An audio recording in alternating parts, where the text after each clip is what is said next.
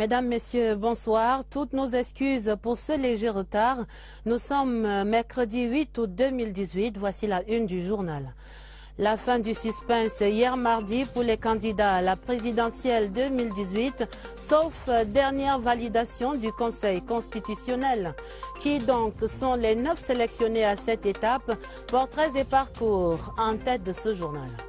La fin du rêve pour les 2 dames engagées dans cette présidentielle 2018. Dossier rejeté après examen à Elekam. Et la question revient. Où sont donc passées les femmes politiques camerounaises? Éclairage dans la grande enquête du journal. La fin de l'arbitraire et des abus avec l'avènement ce mercredi de la commission chargée des indemnisations des victimes.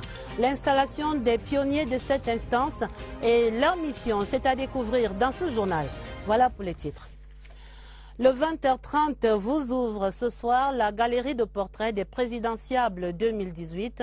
En tête sur ce podium, le président de la République, son Excellence Paul Biya, candidat à sa propre succession. Depuis son excellent parcours académique jusqu'à son accession à la magistrature suprême le 6 novembre 1982, Yves-Marc Medzo retrace ici la fulgurante trajectoire politique du chef de l'État camerounais.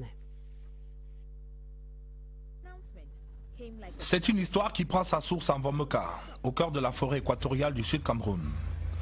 Pétri dans la rigueur de l'éducation chrétienne, il grandit sous l'escorte des missionnaires, d'abord à l'école catholique d'Undun, puis au petit séminaire d'Edea et d'Akonon.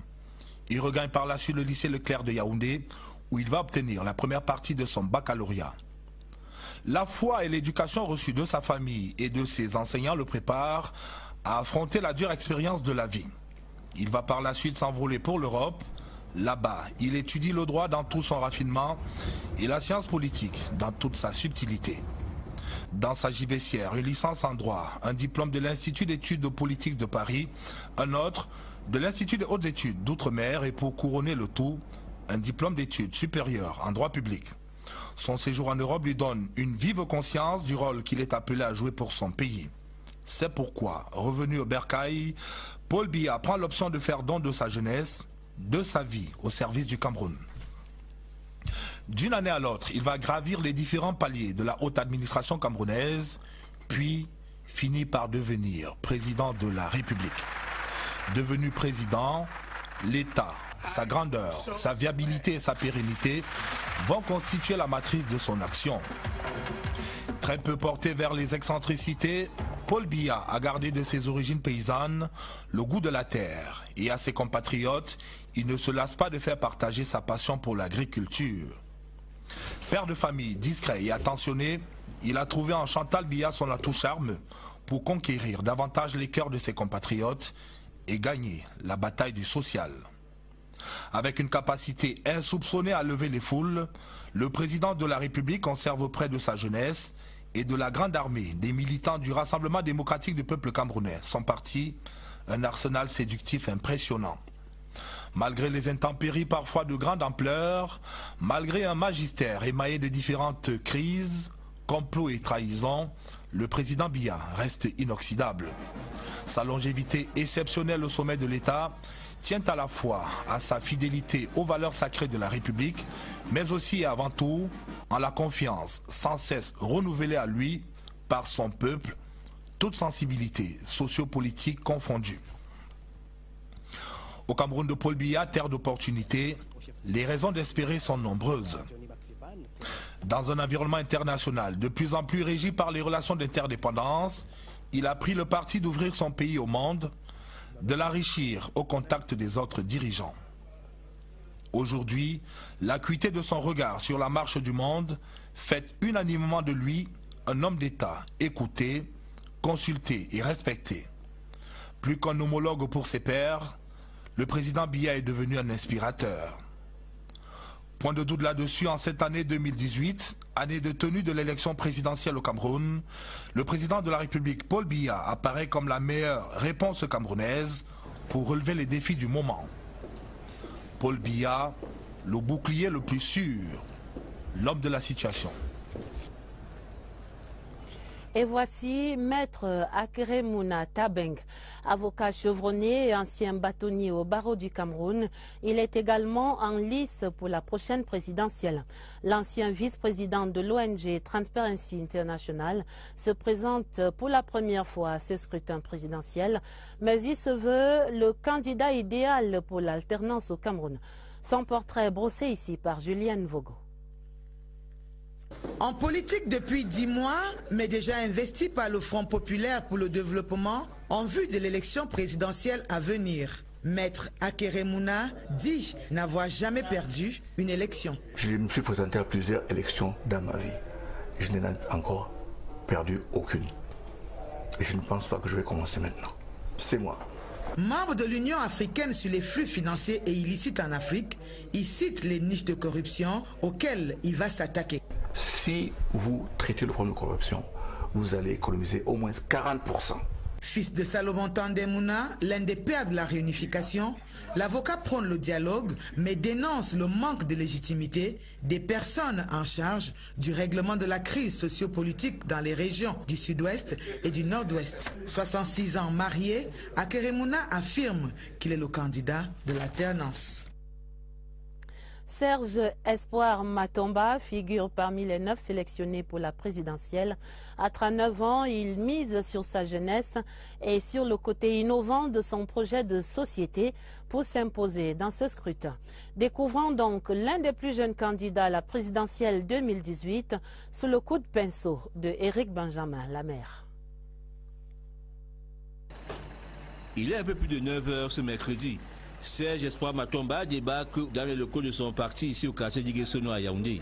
Le candidat à l'élection présidentielle interpelle les membres de son équipe de campagne sur l'exigence de ponctualité. On ne commence pas le travail à 9h30. On commence à 8h.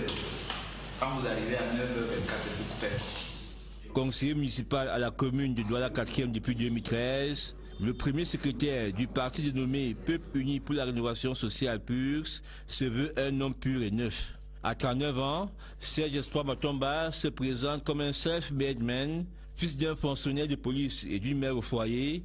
Il dit avoir bénéficié d'une éducation stricte, chrétienne et rigoureuse, avec comme valeur cardinale l'amour du prochain, l'entraide, le sens du partage et de la responsabilité. C'est ce qui fonde sa personnalité et devrait faire la différence dans les urnes le 7 octobre prochain. C'est l'humilité, l'écoute, la volonté de servir, la capacité de rendre compte.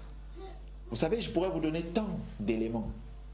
Si le sort de la jeunesse reste sa principale préoccupation, son projet de société repose sur 5 piliers.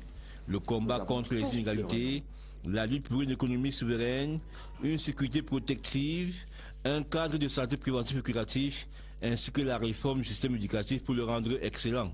Pour la victoire au soir du 7 octobre, comme il en est convaincu, Serge Espoir Matomba déploie une stratégie de campagne qui allie travail de terrain et omniprésence sur les réseaux sociaux et autres plateformes numériques. Adamoun Damjoya est l'un des plus anciens dans cette course au prestigieux palais d'Etoudi.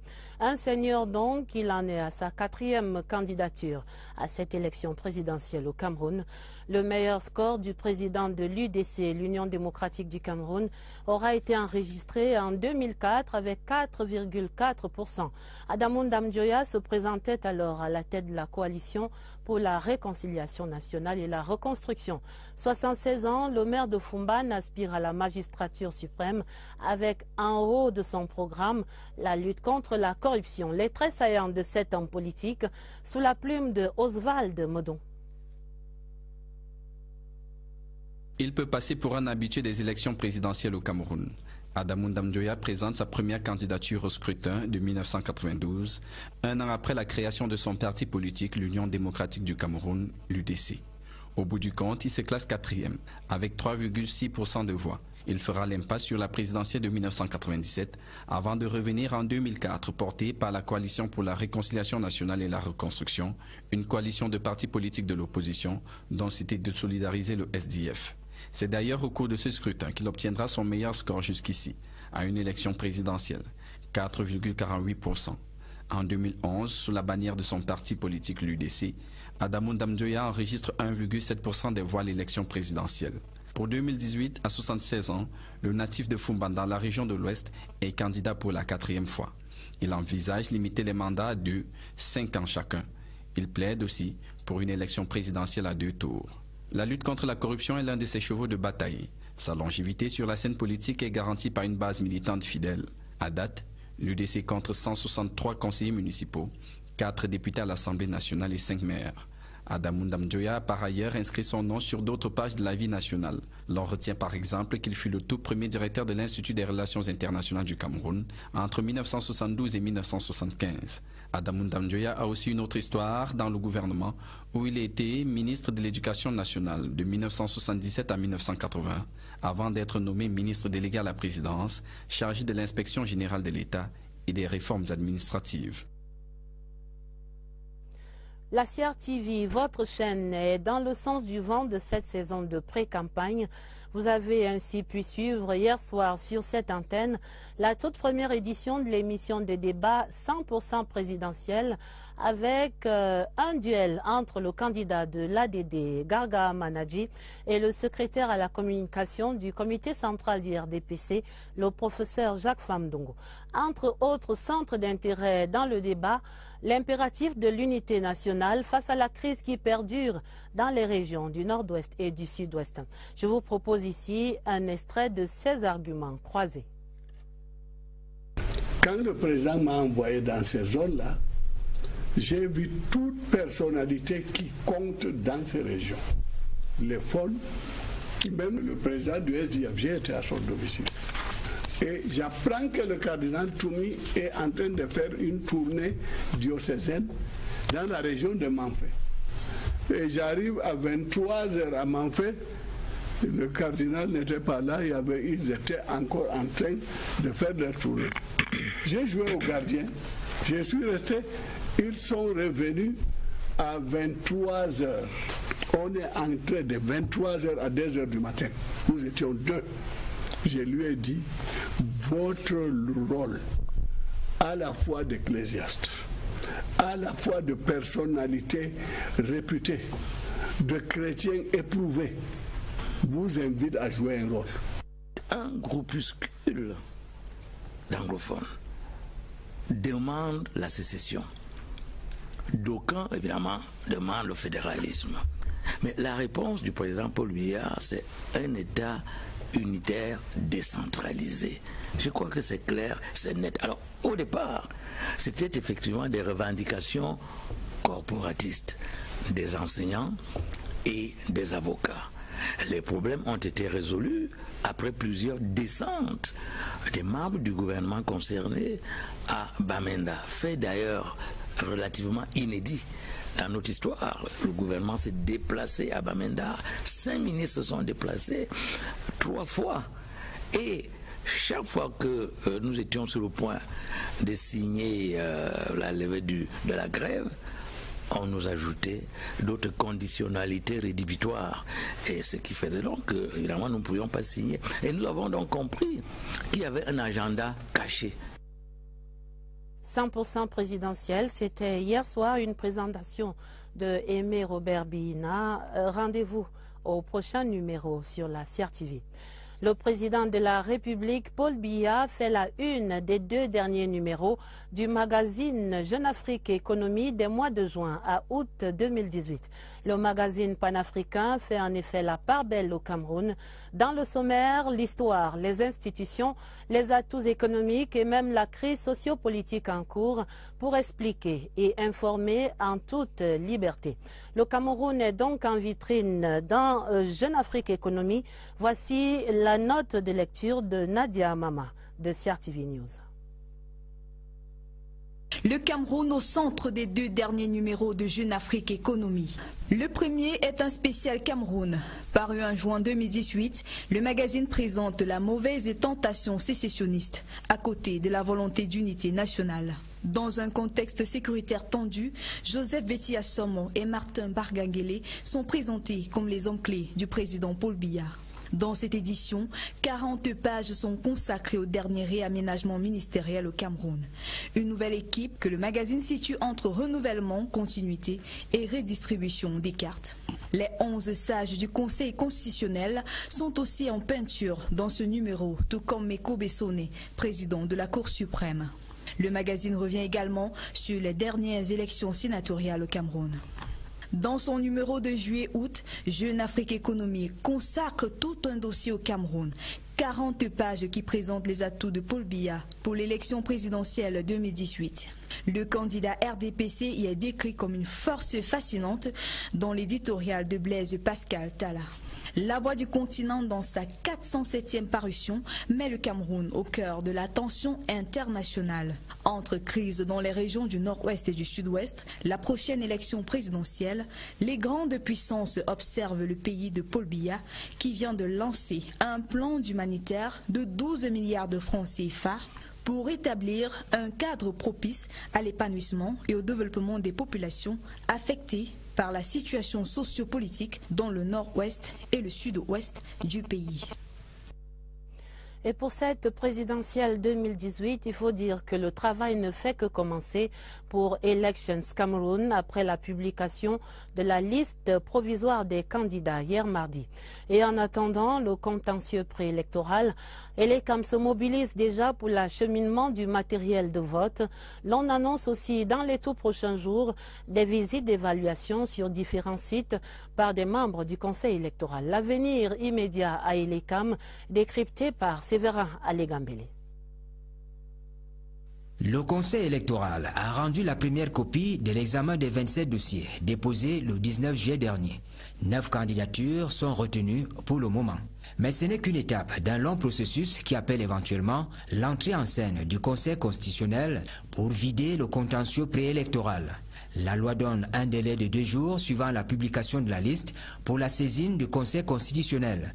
L'auguste institution dispose de 10 jours pour statuer sur les cas qui lui seront soumis. À Elections Cameroun, c'est une autre étape du processus qui s'enchaîne. Il faudrait, entre autres, accélérer la distribution des cartes d'électeurs. Le Conseil, les membres du Conseil descendent sur le terrain pendant 15 jours en vue de discuter avec les autres acteurs du processus. En ce qui concerne la direction générale, à ce jour, nous avons pratiquement tout le matériel de rassurer les Camerounais que les élections vont se dérouler dans de très bonnes conditions. La liste définitive connue, il faudra s'atteler à la confection des éléments d'identification de chaque candidat. Par exemple, l'impression des bulletins de vote ou des professions de foi. La grande enquête du 20h30 ce soir questionne un aspect troublant de cette présidentielle 2018. Où sont donc passées les femmes? Aucune dame ne figure en effet sur la liste des 9 candidats publiés par Elecam hier, malgré les 2 dossiers féminins reçus par l'institution et sous réserve d'éventuels recours auprès de la Cour constitutionnelle. Du Conseil constitutionnel. Cette absence, en tout cas, c'est une occasion manquée pour les femmes. Est-ce qu'elle remet donc au goût du jour le rapport des femmes, la question même du rapport des femmes camerounaises à la politique? Lucrèce Modou-Ndjemba a mené l'enquête. Tous des hommes, ni Abiba Issa de l'UPC, ni la candidate indépendante Geneviève Anvené n'a pu passer entre les mailles de l'Elecam.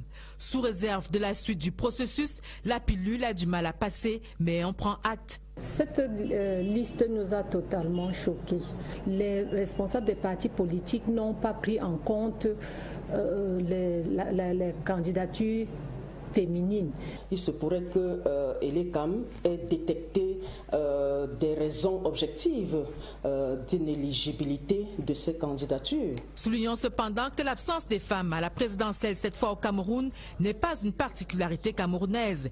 Le scrutin uninominal leur serait défavorable de par le monde. Les partis politiques ont tendance à désigner les candidats dont ils sont sûrs qu'ils vont gagner.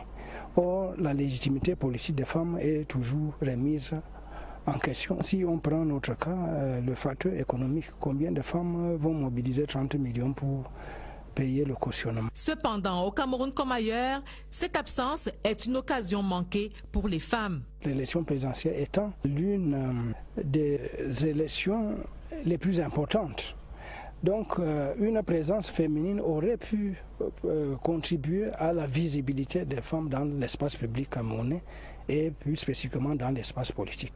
Et cette absence de candidature féminine est d'autant plus regrettable qu'elle constitue 51% de la population camerounaise et que le nombre de femmes inscrites sur les listes électorales est allé décrescendo au fil des années. Tenez, au 27 avril 2018, sur 223 030 inscrits, on ne comptait que 85 291 femmes. La faute aux construits sociaux, culturels. Dans la socioculture africaine, la femme est celle qui doit être derrière. Les femmes se prennent aussi comme les cadets sociaux. Ce verrou socio-culturel l'ayant amené à vivre en retrait par rapport à tout ce qui est public, en retrait par rapport à tout ce qui est politique.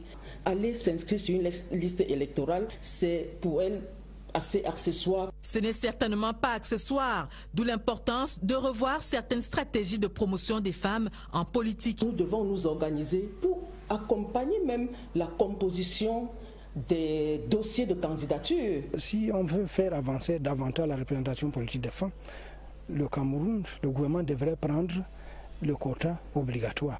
Alors peut-être seulement pourrait-on parler d'élections féminines au Cameroun. Autre chose à présent dans le journal, peut-être la fin des abus et de l'arbitraire dans les commissariats et les prisons au Cameroun. Les membres de la commission d'indemnisation des personnes victimes de garde à vue et de détention provisoire abusive prenaient fonction ce mercredi à Yaoundé. Le premier président de la Cour suprême, en installant ses pionniers, leur a rappelé les missions, réparer les préjudices subis par les personnes innocentées et puis sanctionner les fonctionnaires en porte-à-faux avec les droits et les libertés des citoyens. Thérèse Yolande Dima. Les défis qui interpellent les membres de la toute première commission d'indemnisation des personnes victimes de garde à vue et de détention provisoire abusive au Cameroun sont à la dimension de l'attente des requérants. Une mission noble pour les 10 titulaires et leurs 9 suppléants qui auront à se prononcer sans complaisance sur tous les cas des personnes innocentées au terme d'une procédure et désireuses de bénéficier d'une réparation. Au-delà de cette mission de réparation, il y a une mission pédagogique et une mission de prévention. Par sa mise en place, par la mise en place de la commission, j'espère, en tout cas la commission espère que les officiers de police judiciaire, les procureurs de la République et les juges d'instruction feront davantage attention à la manière dont ils manient les mesures restrictives de liberté des citoyens. Les membres de la commission sont conscients des attentes placées en eux. Le rôle de chaque membre de la commission, je pense, c'est d'instruire les dossiers, de regarder premièrement est-ce qu'il y a eu des détentions arbitraires, mais ça c'est la loi qui nous le dit. Et une fois qu'on aura dit s'il y a eu des détentions arbitraires, il faudra maintenant voir si le préjudice subi du fait de la détention arbitraire est un préjudice d'une particulière gravité. En insistant sur la tâche assignée aux membres de la commission Bekombe, le procureur général près la Cour suprême, Luc Jodo, dans ses réquisitions va relever l'importance de cette nouvelle instance qui a 2 objectifs majeurs: sanctionner les abus des officiers de police judiciaire et des magistrats qui nuisent aux droits et aux libertés des citoyens et assurer un encadrement des personnels placés sous leur autorité pour éviter des égarements préjudiciables aux prévenus.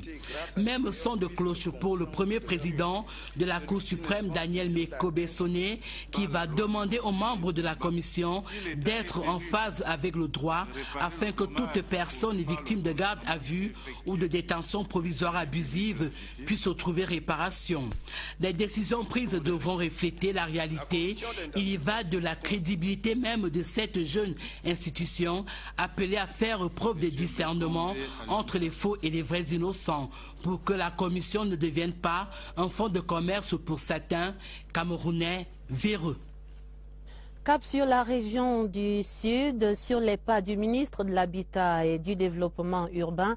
Après Saint-Mélima hier, Jean-Claude Mbouenchou était ce mercredi à Ebolova. Et là-bas, tout comme hier à Saint-Mélima, il a procédé à la réception provisoire de logements sociaux, fruit du plan d'urgence triennal. Reportage à Ebolova, Franck Evina. Les 100 logements sociaux des Bolova ont changé la physionomie d'Ngalane, village du comice agro-pastoral de 2011. Il s'agit de 26 villas dont 14 jumelées et 12 isolées. Le reste constitué d'appartements de 3 et 4 chambres salons. Le camp est aussi doté d'un supermarché, un centre de santé, une école ainsi que des bureaux. Le tout raccordé par des voies bitumées. Un cadre de vie plaisant, provisoirement réceptionné par le ministre de l'Habitat et du Développement urbain.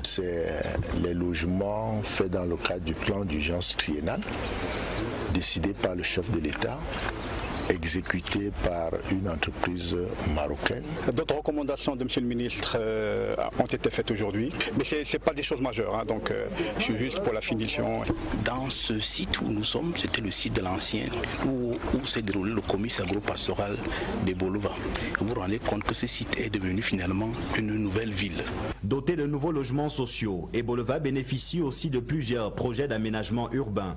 En prenant le pouls des chantiers, le ministre de l'Habitat et du Développement urbain a apporté des réponses à certaines préoccupations. Cas du processus d'expropriation des populations installées sur le tracé de la bretelle devant relier le lieu dit Sagacité à la descente abattoir au quartier en Mont 3. Un projet qui bénéficie d'un financement spécial d'un peu plus de 800 millions de francs CFA. Il y a quelques problèmes d'expropriation, d'indemnisation. Nous avons donné des instructions que ceci soit réglé au plus vite par la descente sur les lieux de la commission, n'est-ce pas, préfectorale.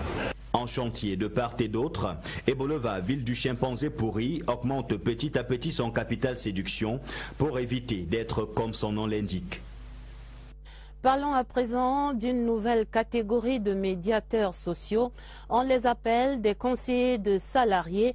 Leur mission, assister les travailleurs dans le règlement des conflits au sein de l'entreprise et à l'inspection du travail. La première vague de ces conseillers, formés par les soins de l'Union générale des travailleurs du Cameroun, recevait des attestations ce mercredi des mains du ministre du Travail et de la Sécurité sociale, Grégoire Oona. Le reportage, Pierre Binambarga. C'est l'Institut supérieur des sciences du travail ayant pour vocation la formation des cadres syndicaux qui met ainsi son expertise à la disposition de l'Union générale des travailleurs du Cameroun. Une centrale syndicale pour cette session de formation des conseillers du salarié. Le conseiller du salarié a le même rôle que l'avocat. Il défend le travailleur au sein de l'entreprise et il assiste au conseil, à l'inspection du travail.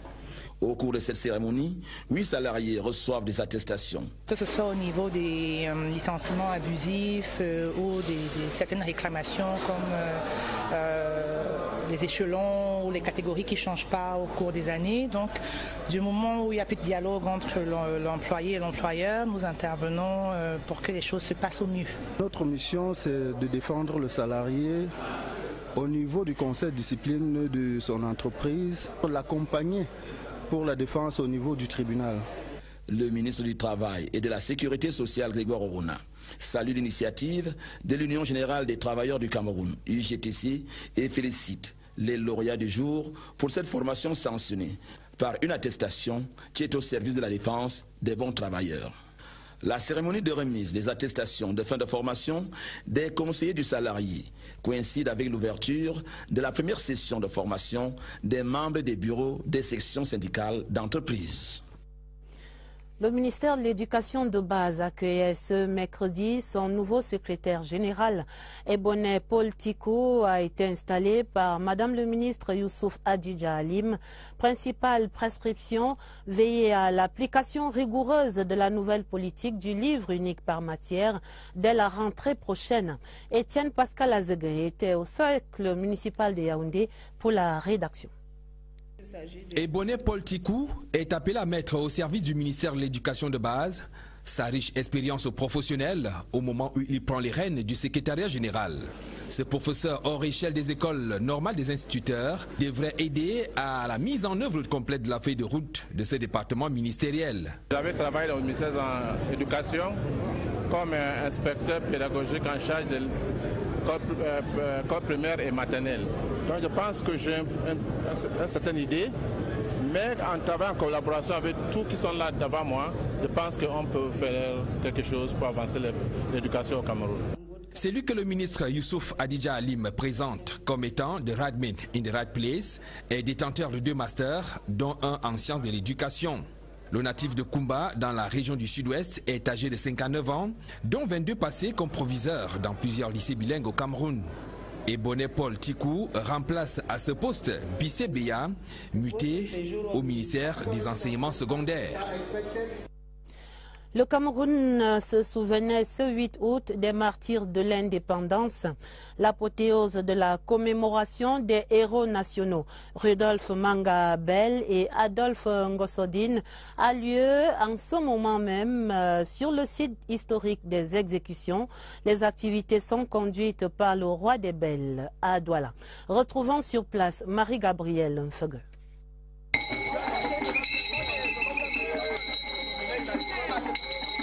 C'est l'esplanade de l'actuelle marine marchande à Bonanjo, à Douala, site mythique de l'histoire du Cameroun, où ont été exécutés le King Rudolf Douala Manga-Bell et son secrétaire Adolphe Ngosodine, qui a accueilli la cérémonie d'hommage du 104e anniversaire de la commémoration de ces martyrs et héros nationaux. Le canton Bell, conduit par son Altesse royale Jean-Yves Bébé Douala Manga-Bell, dans la pure tradition Sawa dès les premières lueurs du jour, et c'est aux représentants du gouverneur, le chef du service des affaires socio-culturelles et économiques, qui est revenu l'honneur de déposer une gerbe de fleurs à l'endroit même où a implanté l'arbre qui avait servi jadis à la pendaison des héros et martyrs. Vêtus d'une tunda, l'herbe sacrée, les fils et les filles du canton Bell, une torche traditionnelle allumée afin que l'esprit des défunts perdure à jamais et éclairer tout le peuple sawa. L'on retient que l'esprit de sacrifice pour l'intérêt commun, des actes patriotiques pour la préservation de l'intégrité nationale, l'unité et la conservation de notre patrimoine, à l'exemple de ces héros, doit perdurer au Cameroun pour la paix et l'unité. Une procession en direction de la pagode, palais royal, et du cimetière Njonjo, où les âmes des héros reposent en paix pour l'éternité, a été effectué. Des rites afin que les doléances et les requêtes du Cameroun tout entier soient toujours écoutées dans l'au-delà. Les diplomates du Canada et du Rwanda étaient reçus ce mercredi au ministère des Relations extérieures. Le ministre Lejeune Belambela s'est entretenu tour à tour avec son Excellence Nathalie O'Neill, haut-commissaire du Cameroun, du Canada, puis son Excellence Jean-Baptiste Habyarimana, l'ambassadeur du Rwanda. Voici le compte-rendu de Laurentine Bokono. Pas de répit pour la diplomatie camerounaise. Le haut-commissaire du Canada au Cameroun, Nathalie O'Neill, est la première ce mercredi 8 août 2018 à franchir les portes du cabinet du ministre, le jeune Belambela. Échange convivial entre les deux personnalités, reflet d'une diplomatie rayonnante. Nous avons parlé de la programmation canadienne au Cameroun, nous avons parlé un peu d'élections, nous avons parlé évidemment de la situation difficile là, dans les régions du Sud-Ouest et du Nord-Ouest, nous avons parlé des compagnies canadiennes. Donc on a vraiment fait un grand survol là, des thèmes qui nous intéressent et qui nous préoccupent.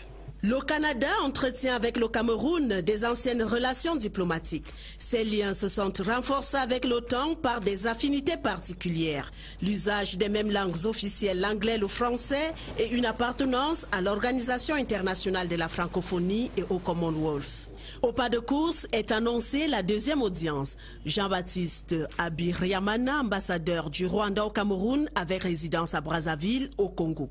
L'entretien entre les deux personnalités s'inscrit en droite ligne des liens d'amitié et de fraternité qui caractérisent les relations entre les deux pays. De l'Amérique du Nord à l'Afrique de l'Est, la diplomatie camerounaise reste rayonnante. Je vous signale ce télégramme officiel de condoléances du président de la République du Cameroun, son Excellence Paul Biya, adressé à son Excellence Joko Widodo, le président de la République d'Indonésie à Jakarta, à la suite du très lourd bilan des victimes et des blessés, conséquence du violent séisme qui a dévasté l'île de Lombok. La page des sports pour la suite de la mission d'évaluation des infrastructures de la CAN Cameroun Total 2019 par les inspecteurs de la CAF. La délégation était ce mercredi à l'étape de Garoua en compagnie du ministre des Sports et de l'Éducation physique Bidon Pat. Du stade Roum de Hadja aux autres projets, voici le reportage à Garoua de Claver Pascal Ndanga. Accueilli chaleureusement à l'aéroport international de Garoua par le gouverneur Jean Abaté dit, la délégation de la CAF conduite par Anthony Bafoé, qu'accompagne le ministre des Sports et de l'Éducation physique Bidon Pat, met ensuite le cap sur les différents chantiers de construction des infrastructures sportives et hôtelières dans le cadre de la CAN Total Cameroun 2019. Au stade Roum de Hadja de Garoua, la délégation est accueillie par une ambiance de travail. Les ingénieurs, tout comme les manœuvres, sont à la tâche dans l'optique d'achever l'extension de la tribune Est qui va porter à 20 000 places le stade principal de la compétition. Les émissaires de la CAF vont passer en revue tous les différents compartiments du stade et toujours, à chaque fois, très attentifs aux explications qu'accompagnent les questions et prises de notes. Même scénario au cours de la visite des stades d'entraînement de Roum de Hadja, Pumpumre, Raïre, Sénages et le complexe de coton sport de Garoua. Dans les infrastructures hôtelières, c'est le même exercice. À l'hôtel des sports, tout comme l'hôtel de la cité, c'est la sérénité avec sur les visages des responsables en charge des travaux un air d'optimisme. En attendant les conclusions de cette troisième mission d'inspection de la CAF, le comité local de site de Garoua que préside le gouverneur Jean Abaté dit se veut serein. Des nouvelles de la délégation de la CAF à Garoua qui mettent un terme à ce 20h30 à retenir la fin du suspense depuis hier mardi pour les candidats à la présidentielle 2018, sauf dernière validation par le Conseil constitutionnel. Le 20h30 vous a invité à la découverte des portraits et des parcours des présidentiables. La fin du rêve pour les deux dames engagées dans cette course à la présidentielle. Leur dossier rejeté après examen à l'ECAM. L'enquête du 20h30 questionnait la place de la femme camerounaise sur l'arène politique. La fin également de l'arbitraire et des abus avec l'avènement ce mercredi au Cameroun de la commission chargée des indemnisations des victimes. L'installation des pionniers de cette instance était montrée pour vous dans ce journal. La fin du 20h30 préparée avec la collaboration de Lucie Colette Avoulou. Vous aurez d'autres informations à minuit avec Jean Cyriac Bessé et Patricia Leba Metukson. Retrouvez sur cette antenne immédiatement à la fin de ce journal Mélissa Nambangui dans le documentaire Between the Lines. Vous pouvez revoir ce journal et toutes les éditions d'information de CRTV News sur notre site internet www.crtv.cm. CRTV News à regarder également sur le canal 394 du bouquet Canal+. Très belle soirée sur la CRTV et à demain 20h30.